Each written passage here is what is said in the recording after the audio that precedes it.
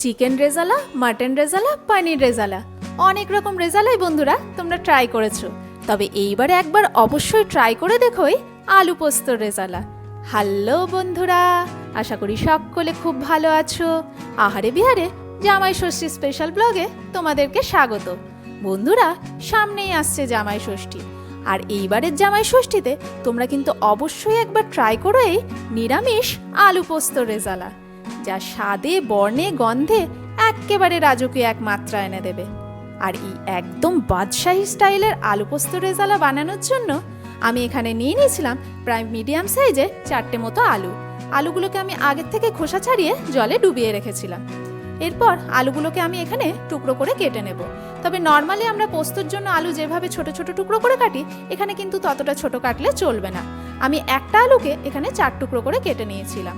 তবে তোমাদের আলুর সাইজ যদি বড় হয়ে থাকে, সেক্ষেত্রে তোমরা একটা আলুকে 6 টুকরো করেও কেটে নিতে পারো। আমি এখানে মোটামুটি এইভাবে একটা আলুকে 4 টুকরো করে কেটে নিয়েছিলাম। আলুগুলোকে টুকরো করে কেটে নেওয়ার পর আমি এগুলোকে আরও একবার জলে ধুয়ে নেব, যাতে এর মধ্যে থেকে স্টার্চটা বেরিয়ে যায়।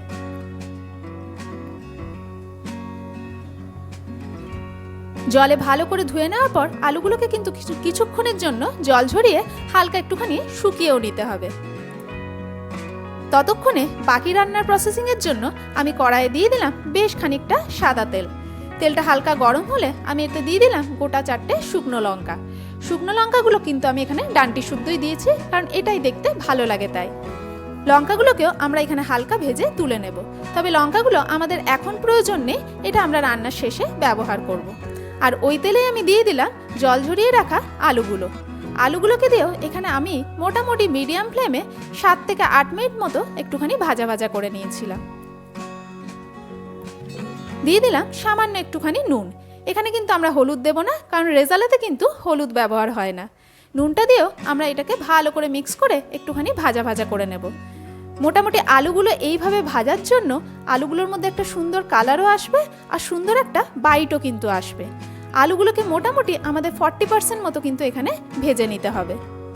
বাকি 60% আমরা বাকি রান্নার প্রসেসিংয়ে আলুগুলোকে কুক করে নেব।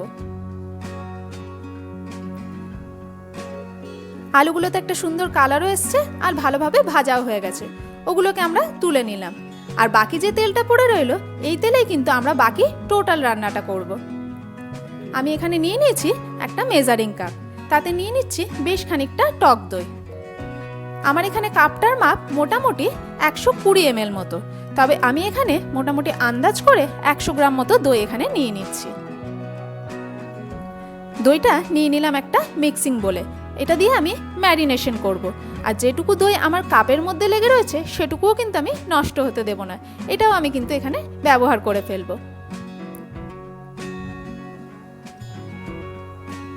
এরপর একটা হুইস্কারের সাহায্যে দইটাকে কিন্তু এখানে ভালোভাবে আমাদের ফেটিয়ে নিতে হবে। দইটাকে এত সুন্দরভাবে ফেটাতে হবে যাতে এর মধ্যে কিন্তু একটা সুন্দর স্মুথ টেক্সচার চলে আসে। বন্ধুরা, তোমরা দেখতেই পাচ্ছ দইটা কিন্তু খুব স্মুথলি, খুব ভালোভাবে কিন্তু আমি এখানে ফেটিয়ে নিয়েছি। দিয়ে দিলাম এর মধ্যে ভেজে রাখা আলুগুলো। আর আমি এখানে ব্যবহার করছি শাহি গরম মশলা পাউডার। দিয়ে দিলাম 1 টিস্পুন শাহি গরম মশলা পাউডার, 1 টিস্পুন লাল লঙ্কার গুঁড়ো, আন্দাজ মতো নুন, আর প্রায় 2.5 টিস্পুন মতো চিনি। রেজালা যেহেতু একটু মিষ্টি মিষ্টি হয়, তাই চিনির পরিমাণটা এখানে একটুখানি বেশি দিতে হবে। আমি টোটাল রান্নায় যে নুনটা লাগবে সেটা কিন্তু আমি এখানেই ব্যবহার করে নিয়েছি। তবে নুনের পরিমাণ বা চিনির পরিমাণ একটু কম বেশি হলে তোমরা চাইলে পরেও অ্যাড করতে পারো। এই সমস্ত মশলাগুলোকে দিয়ে এখানে ভালোভাবে মিক্স করে নিতে হবে। আর যে দইয়ের কাপটা ছিল তার মধ্যেও সামান্য একটুখানি জল দিয়ে দইয়ের কাপটা ভালো করে ধুয়ে সেই জলটুকু আমি এখানে অ্যাড করে দেব।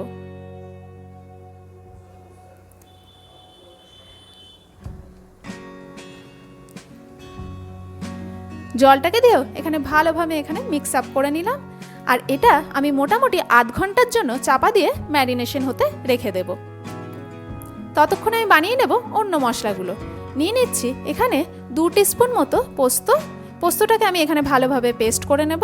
আর নিয়ে নিলাম প্রায় 10টা মতো গোটা কাজুগুলোকেও আমি এখানে ভালোভাবে পেস্ট করে নেব।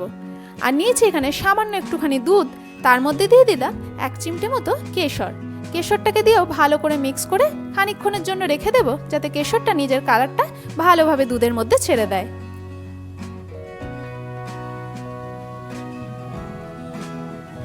অন্যদিকে মোটামুটি আধ ঘন্টা পর আলুগুলো আমাদের ভালোভাবে ম্যারিনেট হয়ে গেছে। আমি একবার এটাকে আরও ভালো করে মিক্স আপ করে নিলাম। এরপর আমাদের যে বাকি তেলটা পড়েছিল সেই তেলেই কিন্তু আমাদের টোটাল রান্নাটা করব। তেলটা গরম হলে আমি তার মধ্যে ম্যারিনেটেড আলু আর সমস্ত মশলাটা ভালোভাবে এখানে দিয়ে দেব। আলু আর মশলাটাকে দিয়ে ভালোভাবে আমাদের এখানে কিছুক্ষণ কষিয়ে নিতে হবে। মোটামুটি 5 থেকে 7 মিনিট মতো আমি কষিয়ে নিয়েছিলাম, কারণ যেহেতু এর মধ্যে দই দেওয়া আছে তাই সামান্য একটুখানি জল ছাড়বে। এটা একটুখানি ড্রাই, মানে মশলাটাকে আমি একটুখানি প্রথমে শুকিয়ে নেব। আর এই 5-7 মিনিট কষানোর ফলে সুন্দর একটা কালারও কিন্তু আসবে। এখানে কিন্তু আমরা হলুদ বা কোনো কালার ব্যবহার করিনি, শুধু লঙ্কা গুঁড়ো আর দইয়ের মিশ্রণটার জন্য আর মশলাটা ভালোভাবে কষানোর জন্য কিন্তু একটা সুন্দর কালার অলরেডি চলে এসছে। দিয়ে দিলাম পোস্ত বাটাটা। তবে বন্ধুরা, আমি তোমাদের বলেছি এখানে 2 টিস্পুন মতো আমি পোস্ত ব্যবহার করেছিলাম, তবে আমি বাটার সময় আরও 1/2 টিস্পুন মতো পোস্ত আমি নিয়েছিলাম। পোস্তটাকে দিয়েও ভালোভাবে মিক্স করার পর দিয়ে দিলাম কাজু বাদাম বাটাটা। সেটাকে দিয়েও এখানে ভালোভাবে মিক্স করে নিতে হবে। কাজুটা দেওয়া আছে বলে আমাদের গ্রেভি কিন্তু খুব তাড়াতাড়ি ঘন হয়ে আসবে। তবে এখনই কিন্তু আমরা এখানে জল অ্যাড করব না। এই কাজু আর পোস্ত বাটাটা দিয়ে ভালোভাবে আমাদের মিক্স করে এই মশলাটাকে একটুখানি আমাদের প্রথমে শুকিয়ে নিতে হবে। মশলাটা যখন শুকিয়ে আসবে সেই সময় আমরা হালকা ঈষদুষ্ণ গরম জল এখানে ব্যবহার করব। তোমরা কিন্তু এখানে গরম জলই ব্যবহার করো, কারণ ঠান্ডা জল ব্যবহার করলে কিন্তু রান্নার স্বাদ অনেকটাই পরিবর্তন হয়ে যাবে আর কুকিং প্রসেসটাও স্লো হয়ে যাবে। জলটা দিয়ে ভালোভাবে মিক্স করার পর আমার যে ম্যারিনেশনের বাটিটা ছিল তার মধ্যেও সামান্য একটুখানি গরম জল দিয়ে সেটাও আমি ধুয়ে সমস্ত মশলাটা এর মধ্যে দিয়ে দিলাম।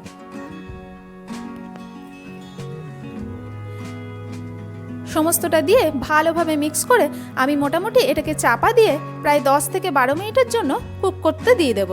মানে মোটামুটি 10-12 মিনিটের মধ্যে আমাদের আলুগুলো বাকি 60%টা কিন্তু সিদ্ধ হয়ে যাবে। তবে বাই চান্স যদি সিদ্ধ না হয়ে থাকে তাহলে সেক্ষেত্রে তোমরা আরও সামান্য একটুখানি গরম জল অ্যাড করে আরও 5 মিনিট মতো হতে দিও। মশলাটা ভালোভাবে মিক্স করে আমরা একবার চেক করে নেব এখানে আলুটা আমাদের কতটা সিদ্ধ হয়েছে। বন্ধুরা, তোমরা দেখতে পাচ্ছ আলু কিন্তু খুব সুন্দরভাবে সিদ্ধ হয়ে গেছে। আলুগুলো আগে ভেজে নেওয়ার ফলে এগুলো কিন্তু ওভার কুকও হয়নি আর সিদ্ধটাও কিন্তু একদম পারফেক্টলি হয়ে গেছে। এরপর আমি এর মধ্যে অ্যাড করে দেব যে দুধে ভেজানো কেশরটা ছিল সেটাকে। কেশর এখানে সুন্দরভাবে দুধের মধ্যে তার কালার ছেড়ে দিয়েছে, পুরো দুধটাই আমি এখানে কিন্তু দিয়ে দেব। আর দিয়ে দিলাম সামান্য একটুখানি গোলাপ জল, আর দিয়ে দিলাম একটুখানি মিঠা আতর, প্রায় 2 থেকে 3 ফোঁটা মতো। আর যে 4টে শুকনো লঙ্কা ভেজে রেখেছিলাম সেগুলোও কিন্তু এখানে অ্যাড করে দিলাম। এগুলোকে দিয়ে ভালোভাবে মিক্স করে নিতে হবে। রেজালার মধ্যে কিন্তু এই স্পাইসেসগুলো ব্যবহার করতেই হবে। রেজালাটা কিন্তু ইন্সপায়ার্ড বাই মুঘল ডিশেস। এটা বেসিক্যালি গ্রেভিটা একটু সাদা রঙের হয়ে থাকে আর ক্রিমি একটা টেক্সচারও থাকে আর খেতেও একটু মিষ্টি মিষ্টি হয়।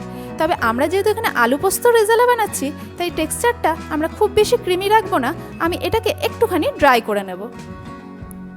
ভালোভাবে মিক্স হওয়ার পর মশলাটা যখন বেশ খানিকটা শুকিয়ে আসবে দিয়ে দিলাম বেশ খানিকটা শুকনো গোলাপের পাপড়ি।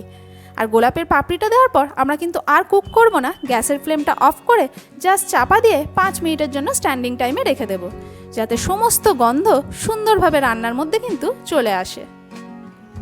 এরপর ভালোভাবে মিক্স করলে আমাদের রেজালা কিন্তু সার্ভ করার জন্য একদম রেডি হয়ে যাবে।